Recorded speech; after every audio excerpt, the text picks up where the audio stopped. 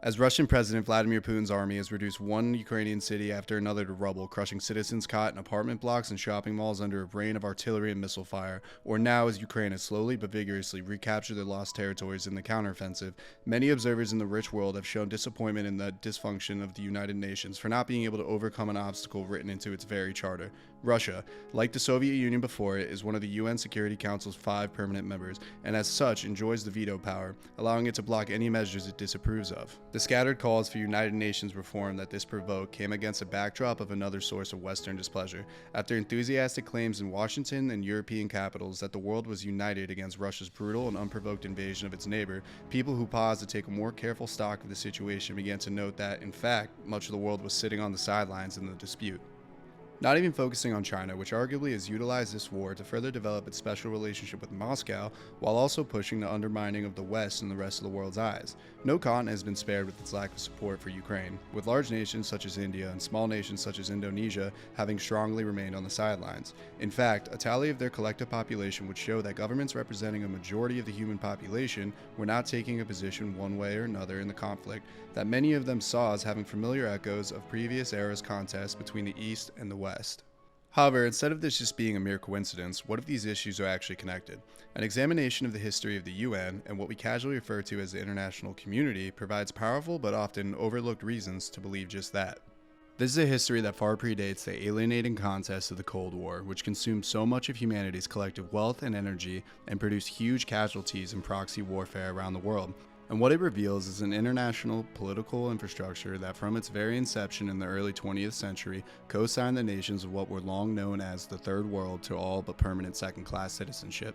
One could argue that the birth of the international civil society we are familiar with today is likely in the period at the end of World War I, when the Treaty of Versailles was signed, eventually leading to the formation of the League of Nations.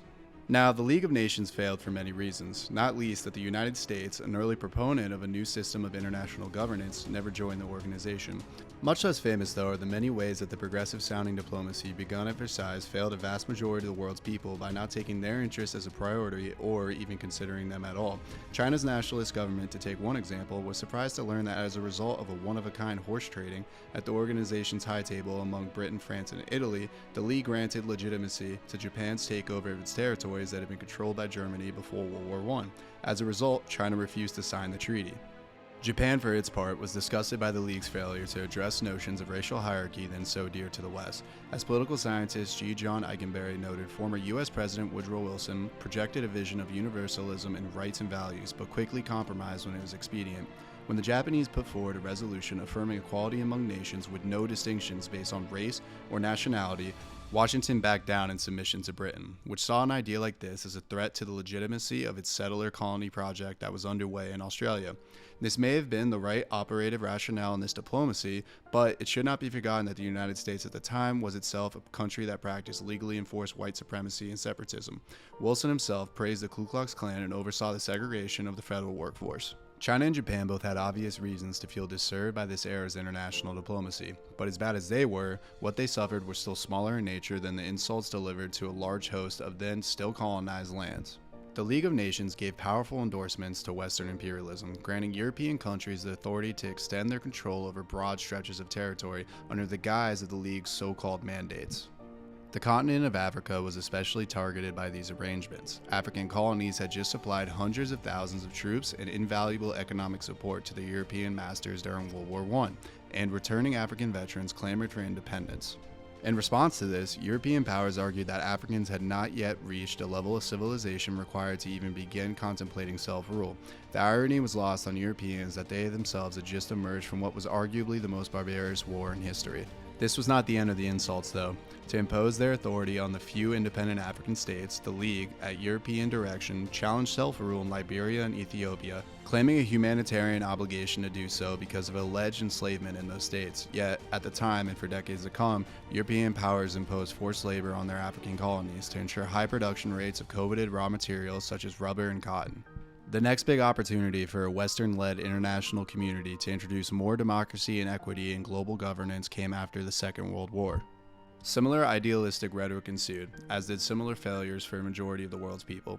After even greater sacrifices, measured in the lives of colonial soldiers fighting in European wars, and greater extractions of wealth were made to keep economics of the imperial powers afloat, expectations were higher this time, especially among Africans, that the great powers would willingly pave the way for their independence. But as much as Wilson had done with regard to Japanese expectations of an enshrined equality among nations, former U.S. President Franklin D. Roosevelt, who was concerned with the emerging great power rivalry against the Soviet Union, bowed to the interests of Great Britain and other European imperialist nations in deferring talk of universal self-government and independence. Within a few years, the two-track nature of the world being built would become fully evident. The United States famously devoted billions of dollars to rebuilding European economies after the devastation of World War II. Left unaddressed, though, both at the time and indeed ever since, was the West's unacknowledged obligations towards the world's newly decolonized countries. In fact, the current structure of the United Nations, whose lack of action in Ukraine we see today as a failure, is lodged in the special rights of a select few nations through the UN Security Council. This arrangement is little different from the arguments in the Wilsonian era that the Third World lacked enough civility to be granted full rights. The UN Security Council was democratized to some extent by China's entry as a permanent member in 1971.